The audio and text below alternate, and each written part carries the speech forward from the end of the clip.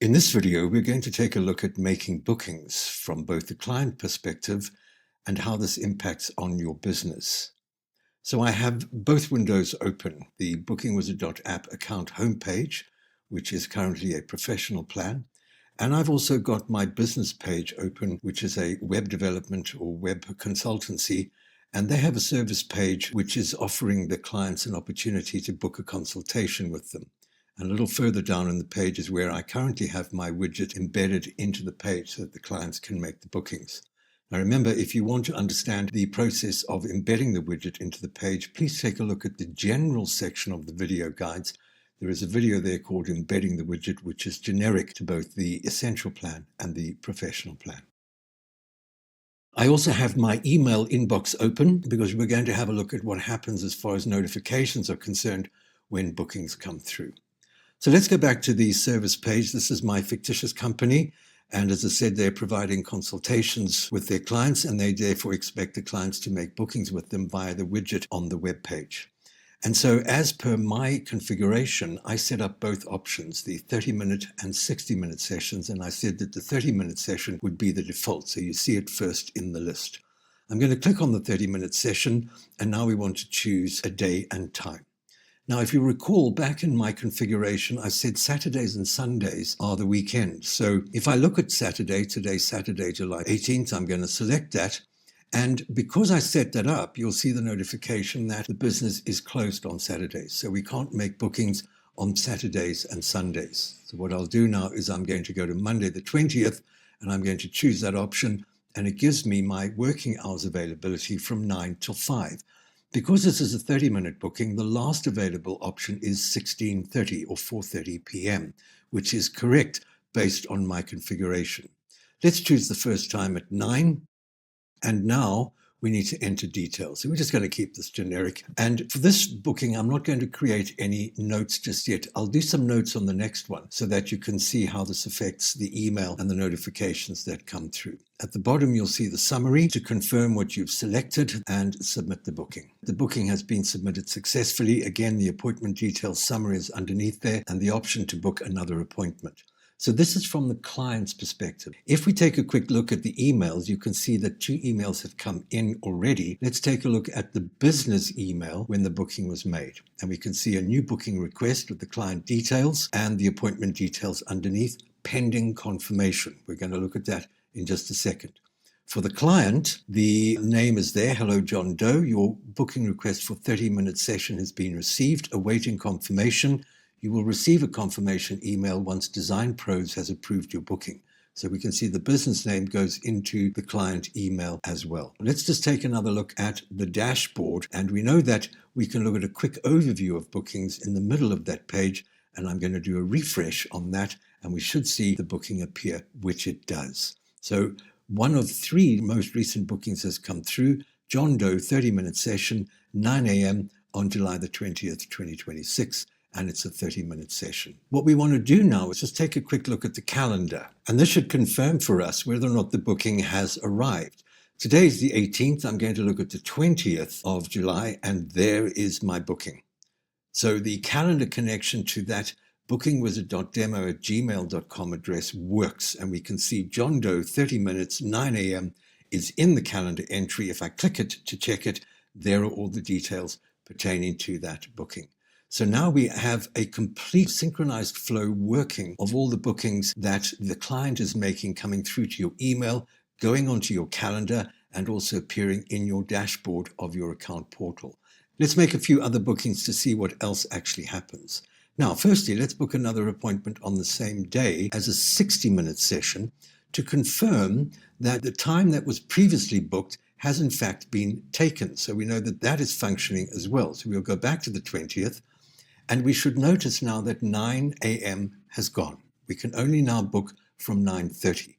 And because we would be booking a 60-minute session, you'll see that the last available time is 4 p.m., which makes sense if your business closes at 5. I'm going to choose another one from 11:30 this time. I'm going to book on the half hour, and we'll go back to using the same details. And this time I'm going to put some notes in this so that you can see what happens with the emails. Website design inquiry, for example, and submit the request. If we go and look at the calendar, it pops up just a couple of seconds later, starting at 11:30 to 12:30. So we can successfully book 60-minute sessions at the half hour on that calendar. If we go and look at the emails, I now want to confirm notes included. And there you will see in this particular email, the client notes has been included, web design inquiry, and it's also included for the client, the notes at the bottom, website design inquiry. So we're getting emails and notifications for all the bookings that are added automatically to your calendar. If we go back to our dashboard and do another refresh, we can see that that booking has also been included. So the system is working and receiving bookings, and above that you'll see you have a total of 2 this month, none this week, none today.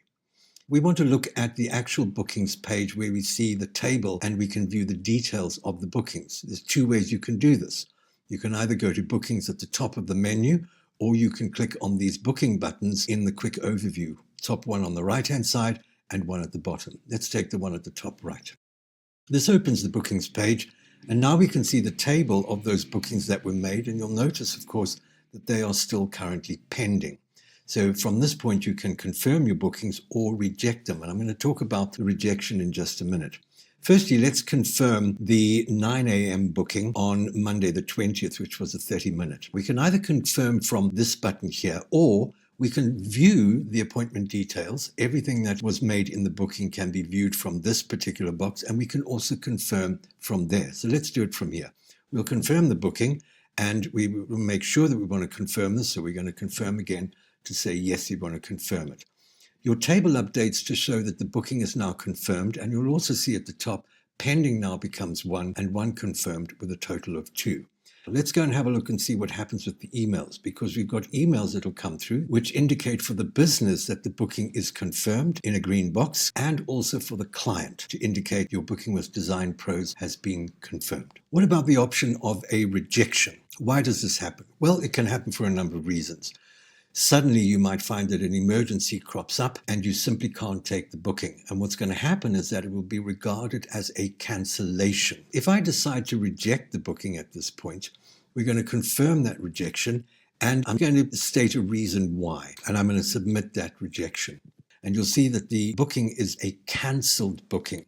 And you can also see in the emails that for the business, the booking has been cancelled, and for the client, the booking has been cancelled with the reason included. Now let's talk about something in the event that this might happen. If we go back to the dashboard page, let's just say that sudden emergencies crop up, because they can happen, and you've just rejected a booking from a client. What you can now do, if that emergency is ongoing, is to deactivate your booking status and switch it off. Until you are ready to reactivate it, bookings will not come through. If you do that, save the changes in your dashboard, which now switches your booking status off. And if we go back to the page where the booking widget is and refresh that page, you will see that the booking is now temporarily unavailable until you are ready to take those bookings on again. So you go back to your dashboard, switch it back on, and save that status, and you will see that if you go back to the Design Pros page and refresh it, the booking widget is now accessible again. Now, there's one other thing I want to talk about with bookings as well, and that is Google Meet. If you are taking bookings with clients where they are video meetings, you might be a teacher, you might be providing an online service face-to-face, then this is where you want to enable the Google Meet option. So you enable it from here and save that. Now let's have a look and see what this does. I'm going to go back to my widget. I'll choose another 30-minute session just for example, and we'll choose another day here. We'll go to the 21st and we will take 12 midday as the time. All right, so let's fill in the details once again and submit the booking. Now, the thing I want to look at here with this booking being submitted is particularly on the calendar, because the calendar on that day will show that there is a booking on the 21st at 12 p.m. midday. By the way, if you look at the 20th, you will see that the rejection has in fact removed that booking from your calendar. So with the cancellation, it is correctly deleting the event from the calendar.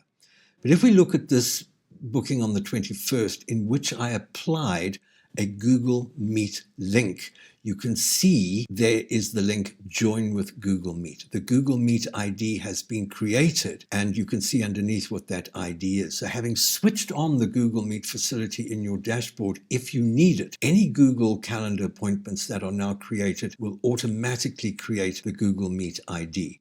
And let's just go and have a look and see what's happened with the emails. We've got a new booking confirmation here, and it is a pending confirmation. So what I want to do is go and confirm that booking to see how this is going to affect the email responses with that Google Meet in place. So this is the 21st pending. I'm going to confirm that booking and then go back and see if that comes through, which it should do. There it is. So Booking Wizard confirmed for the client, and a Google Meet option to join has been added to the email. And so we can see clearly that if you decide you need the Google Meet option for video appointments, this is how it's going to affect your notifications and the calendar entry that goes in. The Google Meet is not applied to the business email. It simply tells you that it has been confirmed. Cancellations work the same way. If you cancel a booking, it will be removed from your calendar. You'll get email notifications with red boxes to indicate they have been canceled. All that information is going to build in this bookings page in that table. And we also looked at the option of temporarily deactivating your booking in case of emergencies where you can't take them until you're ready to reactivate it. If you are not going to use Google Meet in future, simply switch it off in your dashboard and save that to your configuration. And any further bookings that come through added to your Google Calendar will only be the notification of the appointment without a Google Meet option.